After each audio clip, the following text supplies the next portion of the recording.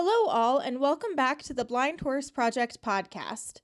For those of you just joining, the Blind Horse Project aims to bring awareness and education about our equine friends after they lose their eyesight. In many rescues across the USA, if a horse is brought in that is blind, they are immediately put down without thought of rehabilitation or being put back to work.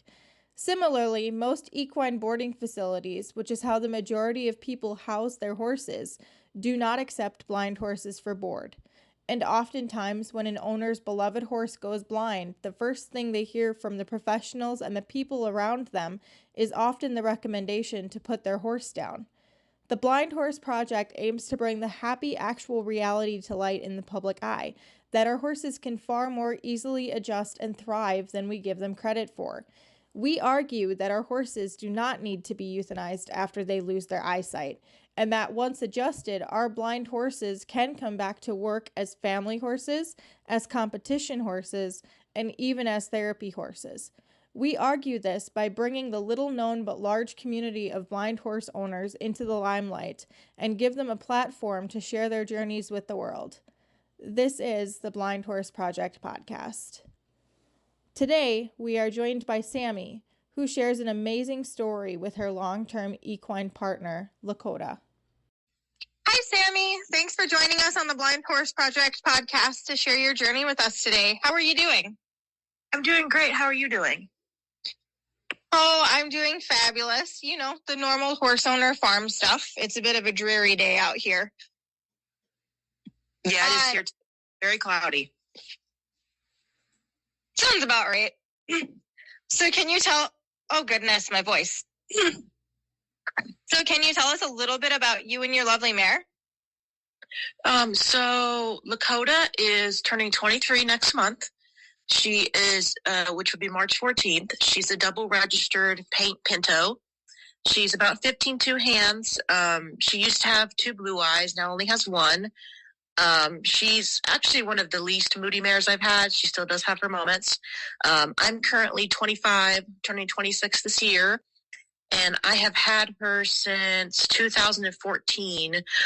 I would have to do the math on that, so I want to say I was 14 or 15 at the time, somewhere around there. Okay, and how did you come to own Lakota?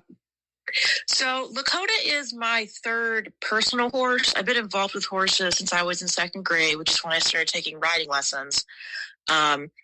She was kind of a accident in a weird way, in a happy way.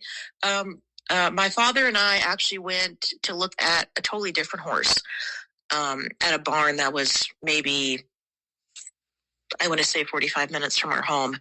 And this barn was notorious for, if you didn't buy the horse, they were going to get shipped out to the slaughter facility.